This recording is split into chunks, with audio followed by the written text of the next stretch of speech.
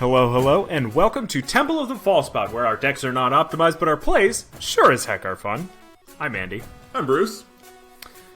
And it's episode 23. Which means... Prime number. Yeah, it's just like Jim Carrey's thriller debut, the number 23.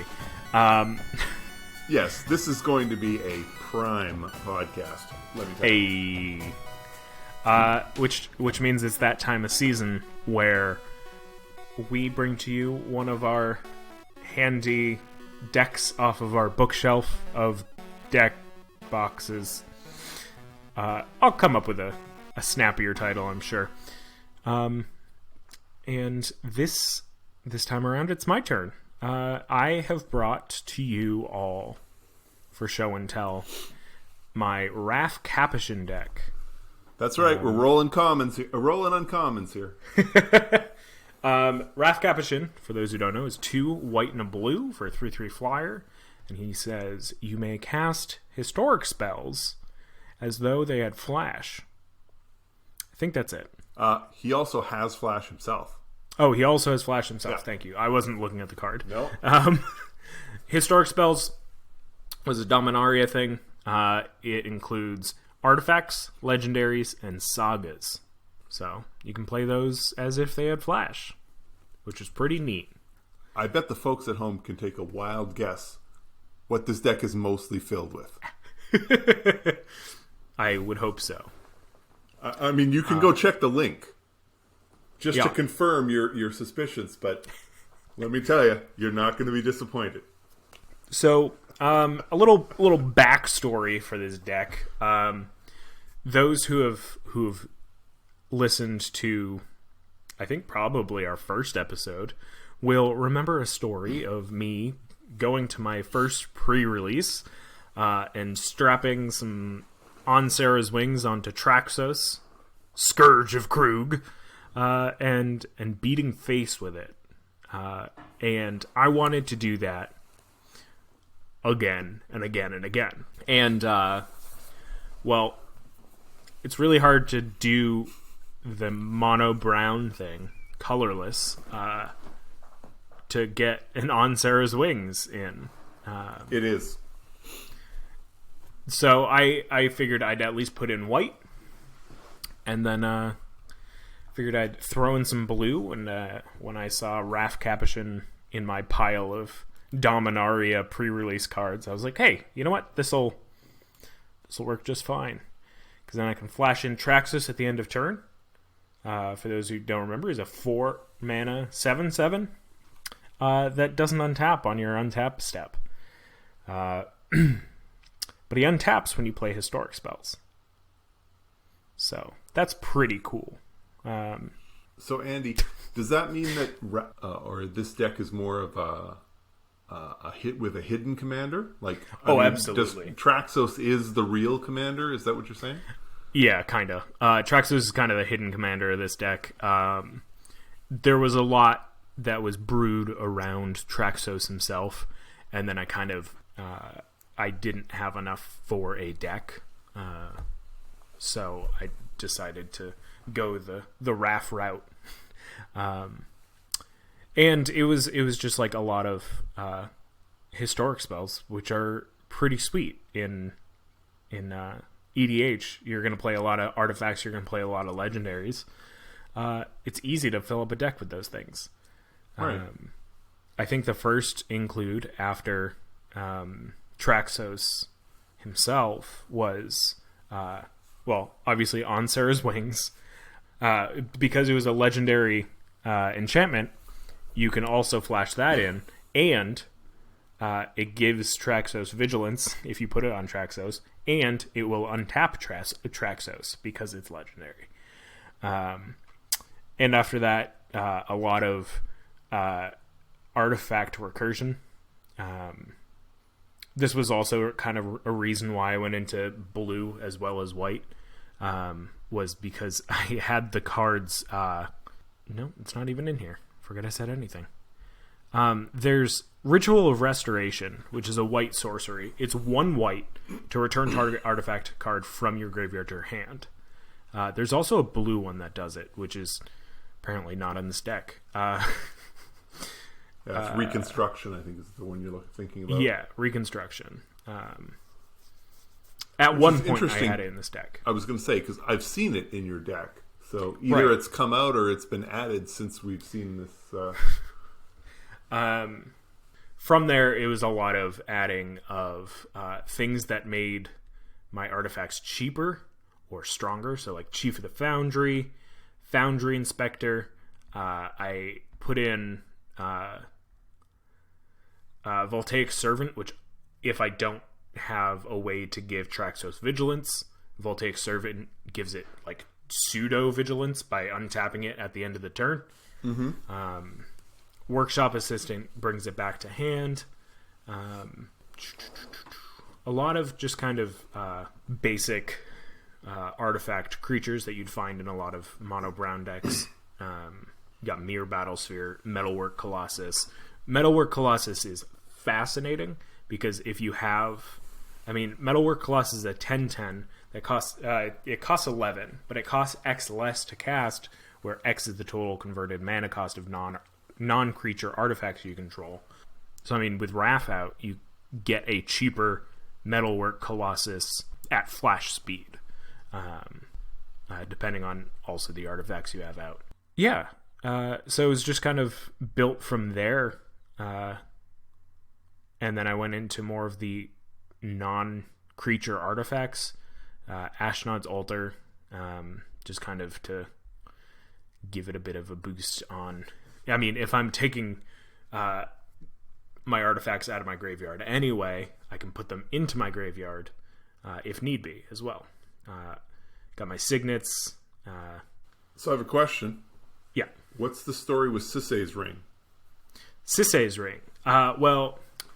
There was once a time where I did not have much of a collection, and you gave me a box of cards. And there were probably 20-ish Sisay's Rings in that box.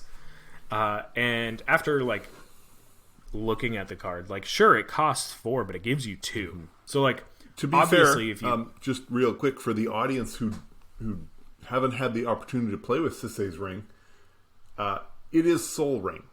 But instead of costing 1, it costs 4. Yeah, and if you're gonna directly compare it to Soul Ring, of course it looks like garbage. But if you compare it to, say, Commander Sphere, you're paying 3 for 1, or any of the 3 mana rocks that you're gonna get 1 out of. This you're getting half as much as what you're putting in. It's like Everflowing Chalice if you paid 4. Right. Well, Andy, and to be fair, I am not. This is not me mocking you for your choice. Every deck, almost every deck runs Soul Ring. Right. Well, so you can't run another Soul Ring. So you have to go. Soul Ring is in every deck because it's that good. So you're expected to go to the next lower, the next tier down to find more mana rocks. And, I don't know that, especially in this deck, where the lion's share of the cards are colorless, your mana rocks don't necessarily have to produce either white or blue or both. Being able to produce 2 mana is a good thing all by itself. And even if it does cost 4, I ran Sisay's Ring regularly. Admittedly, I ran it at least in part for the art, but please check out Donato's art on that one. That man does a hand like nobody's business. Oh my god, the one with the maps. It's so good. And it just recently got reprinted. Was it Commander Legends? It's a good card if you're tired of Soul Ring. Yeah. It's a good card in addition to Soul Ring. Oh yeah, absolutely. Yeah. It is no replacement for Soul Ring. No. Unless for some reason price spikes for Soul Ring. But I mean, Sisse's Ring at 4 mana, like the point you're putting it out on the board, you don't. It generally 2 colorless is all you need.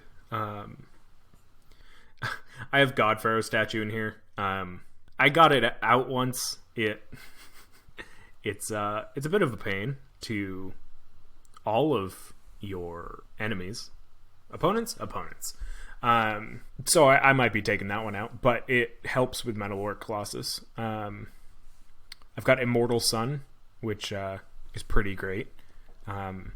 That's more of the self-love than the opponent hate of the Godpharaoh statue. It shuts off planeswalkers, but our play group doesn't really play many planeswalkers. Right. Overall. I mean, like we play some here and there, but... Right. I do have a question. You do have one planeswalker in the deck. I do. Jace, Wielder of Mysteries. For those wondering, it has a static ability. It says if you would draw a card while your library has no cards in it, you win the game instead. And then the +1 and -8 abilities. The +1 is target player puts the top 2 cards of their library into their graveyard, draw a card. And the -8 is draw 7 cards. Okay, so it starts at 4. We're not going to worry about the -8. I'm sure you weren't thinking about the -8 when you put it in here. Right. And the likelihood that you were thinking about, I'm going to win using the static ability probably wasn't too high on the list either.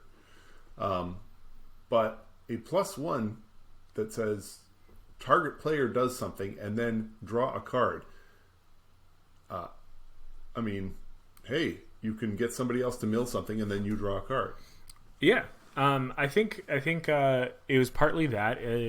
It's a very flexible card, especially if I'm flashing it in at the end of somebody else's turn. I can use it as a lightning rod to kind of make people look at this instead. Or I can use it to fill my own graveyard if I've got enough recursion. Get things back out of the graveyard into my hand. Sure. And then obviously draw a card is always nice. I don't think I would ever expect to win the game off this card. And if I do, great. But yeah, it's there because it's historic. It's there because it draws. I mean, probably you're going to get at least 2 cards off of it. I don't think people are going to see it too much of a threat at 5 loyalty after the first activation. Right. So it's there for the utility rather than like the win more. Now this may come from a sort of simplistic spot, but when I was looking at the list, I saw Naiad of Hidden Coves in your list. Now, I don't really need you to explain what this card does for the deck. For the folks at home, this is 2 and a blue for a 2/3 creature. It says as long as it's not your turn, spells you cast cost 1 less to cast. Now, obviously, with Raff giving all your historic spells flash, it means you've got a lot of cards that you don't want to cast on your turn, and if you cast them on somebody else's turn, they're going to cost 1 less. I'd never heard of this card, and it just fits so well with this deck. It's spectacular. I really like this one. Yeah. So the kind of story behind this card is like I had originally made a Raff deck for the purposes of playing Traxos back in 2018. Is that right? Sounds... whenever that PAX was. And I've told that story before, too. And it was kind of very counter-heavy in terms of, like, countering things. And it was just, like, a lot of flash speed kind of dirtily garbage. And I kind of disassembled it almost immediately after playing it. And it was a deck that I kind of always wanted to end up going back to. And then I saw this card in Theros Beyond Death, Naiad of Hidden Coves, and it reminded me of Raff. And I was like, you know what? I'm going to do it. I'm going to finally do it.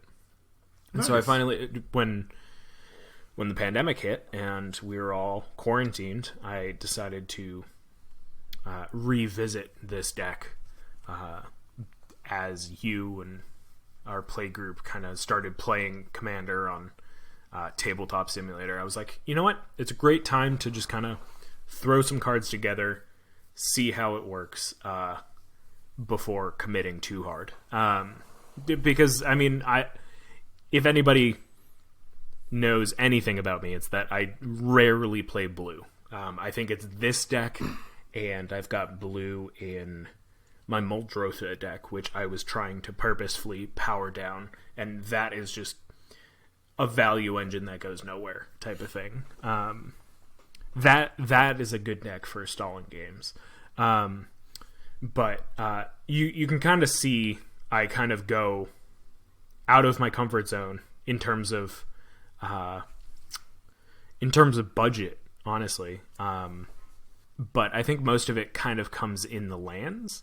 I think lands that are in this deck that I don't own, or at least at the time that I made it, was Academy Runes, which I have since opened in my box of Double Masters. Glacial Fortress is pretty high up there. That's the Ixalan, unless you control a plains or an island. So there's just like a couple cards that are higher costed than I normally would put in. Seacrum Coast. I think I already had a Hallowed Fountain. But like there's a few cards that are like a little more than I would normally spend. And it's because I was like, we're quarantined and we had started playing on Tabletop Simulator.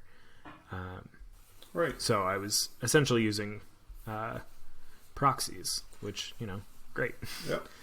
I have a question. So we've talked a little bit about the deck, and obviously, Traxos, On Sarah's Wings. What are some of the other all-stars in the deck? I mean, I know that you've played this several times now. I've faced it a number of times. So I'm curious as to which cards you would see as the all-stars. Which are the ones that I should be focusing my attention on, Andy, so that I can then, so I can now recover. To kind of give you to show my hands for the next time we play. Yeah. Definitely any. Well, we've got my pet card, which is Joyous Familiar. Makes historic spells cost one less to cast, which is always great. Especially this is one of the first cards I put in any of my commander decks because it helps with, any of your commanders, commander attacks, etc. In terms of all stars for this deck, I really I've got a very small extra turns package. I've got Metamai the Ageless. I've got Karn's Temporal Sundering. Honestly, just because I have the cards. Right. Because honestly, I don't remember seeing them come out.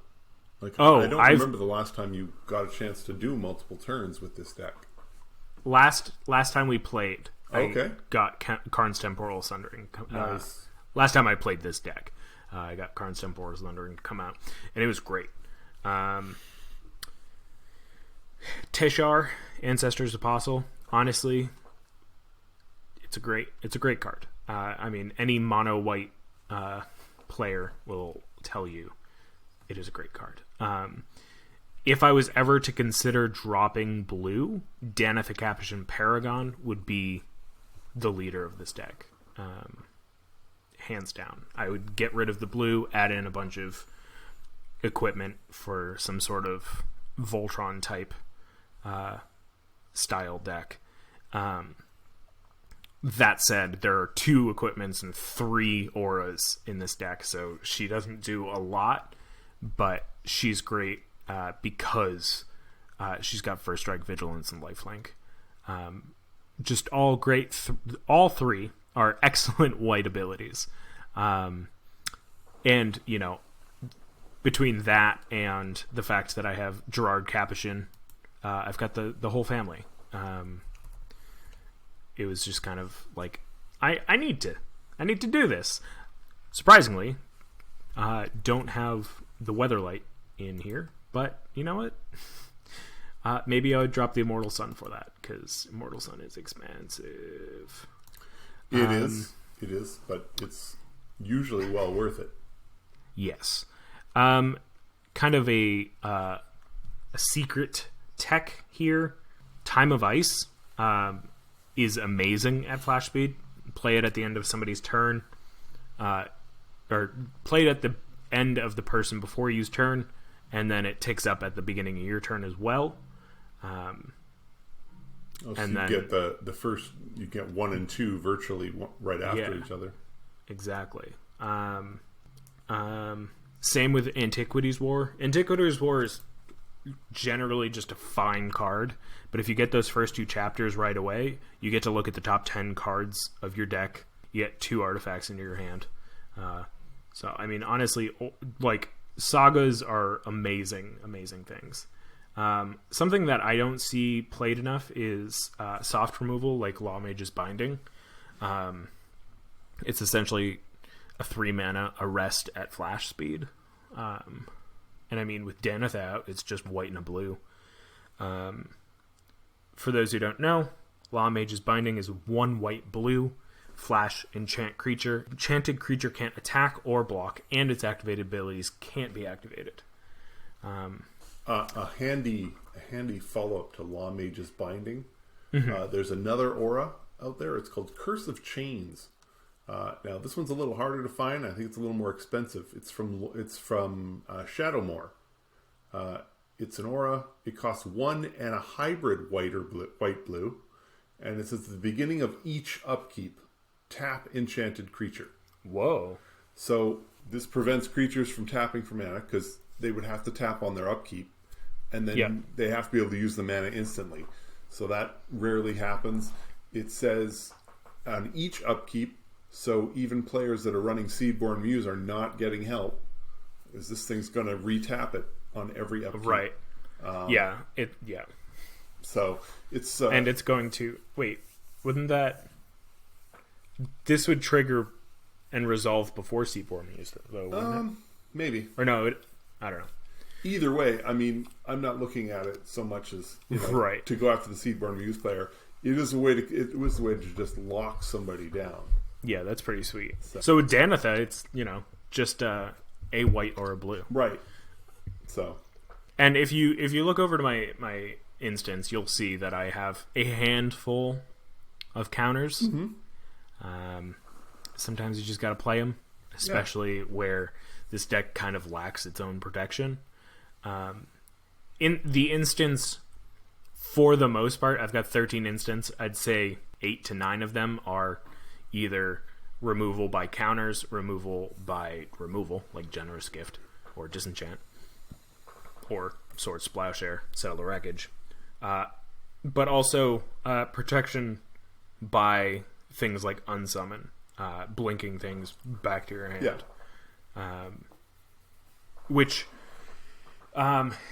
honestly, in this deck is less of protection and more for getting any triggers I can by casting historic spells. Getting the value of casting historic spells again and again. So, like, unsummoning something to get it back to my hand, to play it again, to untap Traxos, or whatever.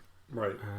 There's a lot of things that I wish were different about this deck, but before we get there, I'm going to throw it over the break. We're going to listen to an ad, and we'll be right back.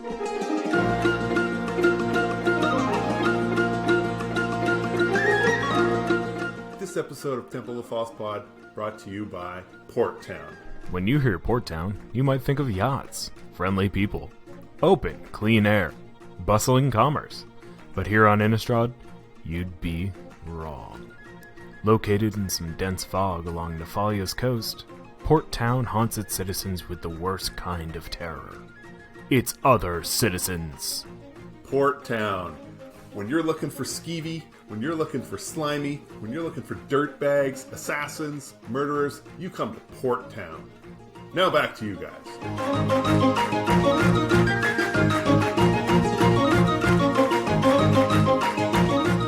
All right. Thanks, guys. I wish there was more things like fact or fiction in this deck. But, you know, this is generally like a second draft of this deck. Right. Are you happy with your card draw package? Like, do you feel like you've got enough card draw? I mean, I haven't been sitting here, you know, trying to count up the amount of card draw you have. I don't know. I'm genuinely asking. Not especially. It could use more card draw. I think, for instance, Thassa is in the deck. Thassa Deep Dwelling from Theros Beyond Death.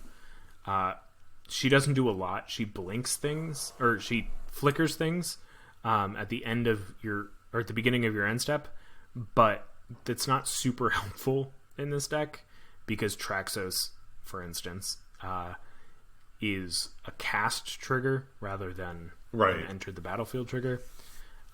But, I mean, there's also other things in this deck that could use the help. In terms of card draw, we've got Jace. Honestly, with Thassa, I mean, even on a creature that doesn't have an enter the battlefield trigger, it's an easy way to take a creature that swings. It's tapped, and then at the beginning of your end step, you flash it back into play, and it's now untapped and ready to block. So, so I mean, worst case scenario, you're giving a creature vigilance. So, and I know Brago King Eternal is also in the deck. I haven't seen too much of him in our games. He comes out, it seems to me, just often enough to annoy me, but I think honestly that, like, looking again at this deck, I've noted a few cards that I could easily take out, especially for cost reasons, to put in better card draw. Right. I mean, we talked about it in our episode last season about white card draw, and maybe this isn't a place for Dawn of Hope where I need to gain life, but finding something similar, or I just cracked a Keeper of the Cord. I think having something to thin out I've got 38 lands in here. That's well more than enough for this deck. I know you would probably say that it's not enough, but this mana curve averages 3.5.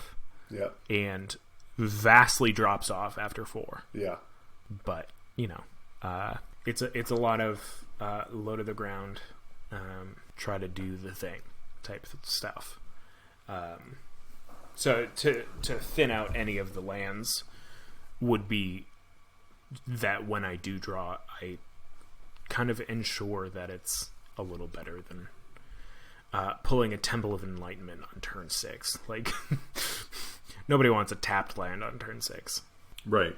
My favorite kind of package is the mass removal. Yeah. Well, I noticed you've got Settle the Wreckage, and you have made a point in previous shows to sell your love for Settle the Wreckage, or Settle the Wreckage. Settle the Wreckage is a lovely card, but few sets later we also got Shatter the Sky, which is the same cost but sorcery. But for that difference, it also says each player who controls a creature with power 4 or greater draws a card. That part is not great, but the next part is then destroy all creatures. So it's a Raff. It's pretty good. Yeah. River's Rebuke is pretty good. It's a nice targeted rift. It's 4 and 2 blue. It says return all non-land permanents target player controls to their owner's hand. So, like, if you've got if you've got somebody who's running away with the game, right? It's easy to just kind of turn this on them, and it doesn't feel as bad as a rift. It's also a hell of a lot cheaper in terms of moolah. Mm-hmm. I had a quick question. Yeah. Why Legion's Landing? Just because you wanted some early tokens, or? Legion's Landing is just a great card to begin with. Oh, I see. It's legendary as well, so you can flash it in. Yeah. So you can flash it in. It's 1 white. It's a legendary enchantment. It says, when Legion's Landing enters the battlefield, create a 1/1 white vampire creature token with lifelink. When you attack with 3 or more creatures, transform Legion's Landing. So, you flash this in. I mean, you can't flash it in turn 1, but you flash it in with Raff out, you're pretty good to go. People don't really see it coming. I mean, it's pretty tasty. Its flip side is Adonto, the First Fort. So it turns into a legendary land that says tap for a white mana. It also says for 2 and a white and tap, create a 1/1 white vampire creature token with lifelink. So you're playing blue and you're playing flash. So you are going to want to keep up as much as you can most of the time. You're going to be playing your game on other people's turns.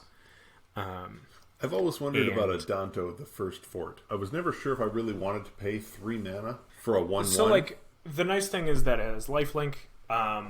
This card got a lot of play in Standard, which is kind of how I saw it to begin with, watching people play Arena on Twitch. But honestly, it's a great mana sink if you are keeping up for counter spells. It doesn't go to waste. You're getting something out of it, especially for a blocker. You go from taking a lot of damage to gaining a life and losing a creature. Actually, you're netting 0. So right, and hey, if you're playing with the First Fort, I mean, come on, the First Fort. Everybody knows that your First Fort is one that's made out of cushions and blankets. So yeah. Which is interesting because it really doesn't. This deck is not a pillow fort by any imagination. This deck. I rarely see you play this deck with the idea that you're building up to try and prevent people from swinging at you, and you also don't run it. This deck isn't running a lot of the propaganda style effects where people have to pay more to swing at you and all that kind of thing. So it's interesting because I chose this deck for this episode because I was driving home. And I was like, what deck do we talk about? And I had kind of given up because I was like, I could talk about my Hidetsugu deck, which is my first deck, my first EDH deck, which I had a lot of help building. And looking back on it, I played it last month, and it's fine. There's a lot that should be honed in about that. I think I just kind of added in a lot of red instants and sorceries that I was like, oh, that's a good thing, right? Because I had hardly been playing Commander at the time. And I could talk about my Drana deck, but it's pretty straightforward. It's a vampire deck. And then I remembered this deck, and I was like, oh yeah, that's just such a fun story to talk about where I made this deck as a hidden Commander deck because it's something that I've been chasing for the longest time. It's my white whale of getting on Sarah's Wings onto Traxos and Beating Face. And that kind of it is exactly what I want out of EDH, even if I have a handful of counters. I would rather play the Traxos and the On Sarah's Wings if I had the 8 mana before leaving up a counterspell. So basically 2 questions in one here. Obviously, this is not going to be the final iteration of this deck. Do you have cards in mind that you're aiming to add in? And on the flip side, do you have cards in mind where it's these are underperforming, I'm looking for an excuse to take them out? I think, so to answer the latter part first, I'll probably take the Thassa out. It doesn't do a lot. Brago doesn't do a lot. They would essentially be in there for pseudo vigilance. I like the idea of putting in more sagas with Kaldheim. We got sagas back. Right. I don't remember if any of them are good. Kind of really going all in on that historic idea. Yeah. I've got one creature that I can't flash in with Raff Capashen. and that's Naiad of Hidden Coves. Everything else is either artifact or legendary, and that's pretty great. So like, I don't think I would change much in terms of that. There was a card that I had considered for this deck. I'd probably take out, honestly, the Immortal Sun and God Pharaoh statue. They're 6-mana artifacts, which is great for Metalwork Colossus, but they don't do the type of magic I want. Or at least, like, Immortal Sun does, but it's $35. Yeah.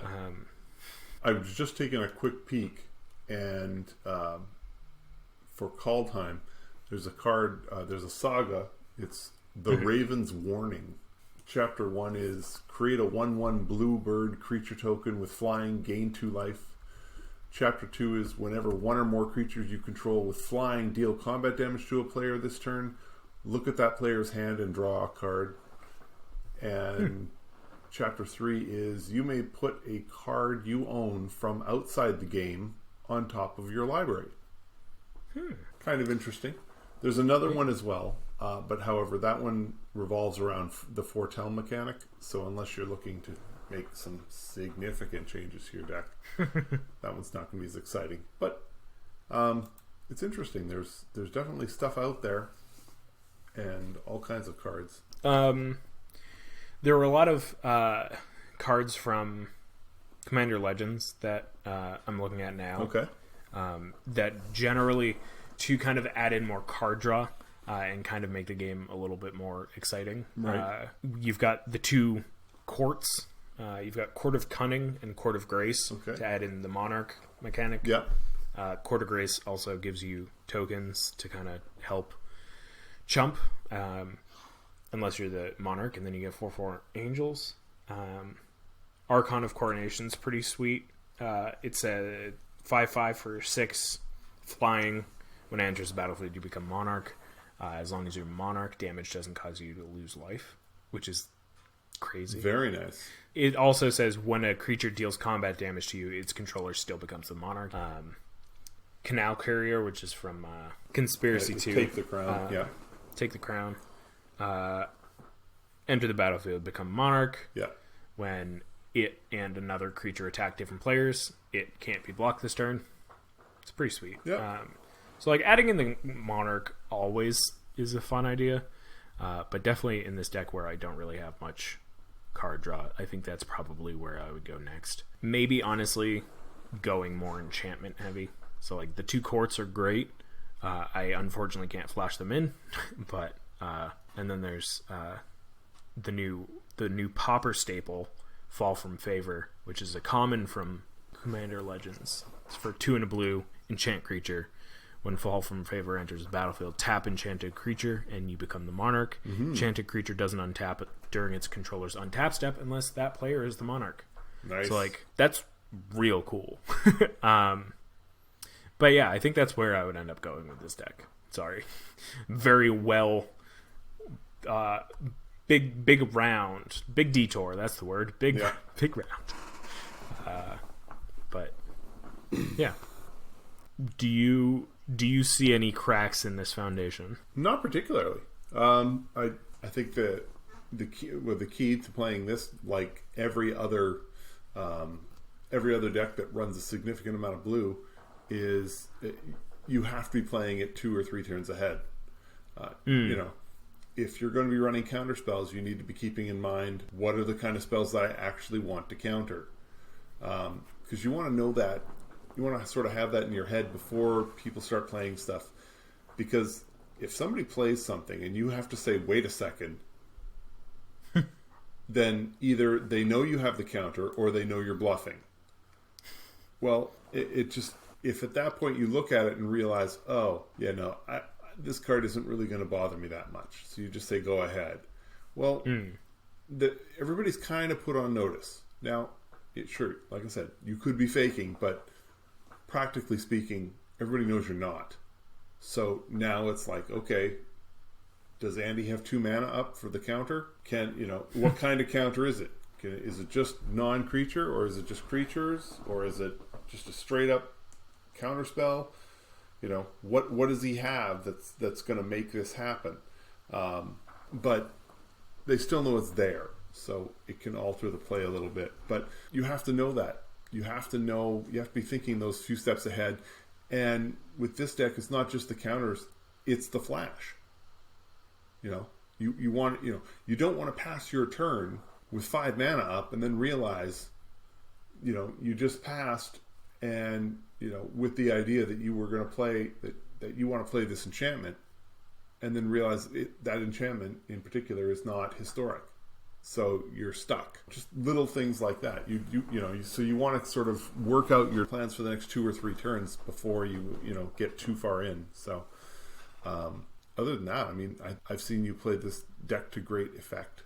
So and I plan to many more. And it's Raff also happens to be the commander in our boxing league one of my decks. So I've enjoyed sort of taking a little peek at where it can go when you put all 100 cards into it, and you've got a little more depth of option as opposed to the 150, 200 cards we've got right now. So I think the biggest thing that I've learned about this deck is that, like, this and my Tesa deck were kind of like my 2 big, like, I'm doing this alone moments. And I think they both have given me this insight where I don't have to keep a deck if it's not doing well or if it's not what I want to do. They both kind of have shown me how decks can evolve over time, and they will only evolve if you make it.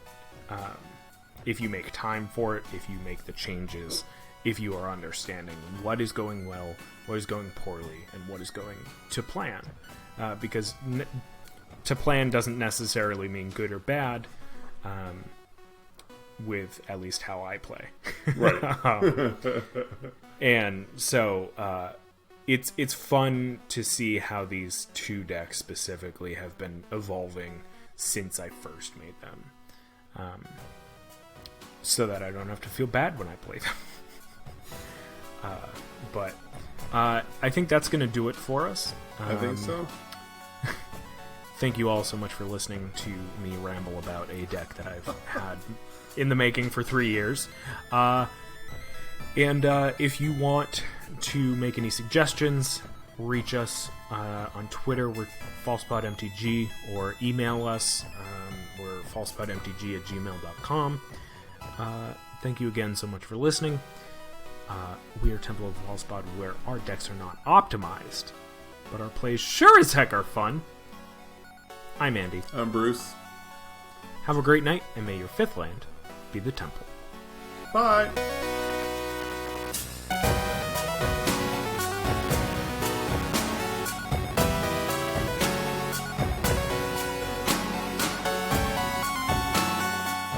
Hey everyone, Andy here. Thank you so much for listening to this episode of Temple of the Falsepod. Just a few housekeeping things here at the end of the show. You can find us on Apple Podcasts, Spotify, Google Podcasts, pretty much wherever you can find podcasts. Subscribe and give us a review. It really helps out the show. And it'll show us what you like about our podcast. Also, we've got a Twitter and an Instagram. Our handle is falsepodmtg, all one word. So be sure to follow us. Feel free to reach out to us there or drop us an email at falsepodmtg@gmail.com and tell us your favorite Magic-related story. We'd love to hear from you. Thank you again to you and to Bruce. He's Mana Burned on Twitter, and I'm Andy Weekend on Twitter and Twitch. We're Temple of the Falsepod, where our decks aren't optimized, but our plays sure as heck are fun. Have a great night, and may your 5th land be the Temple.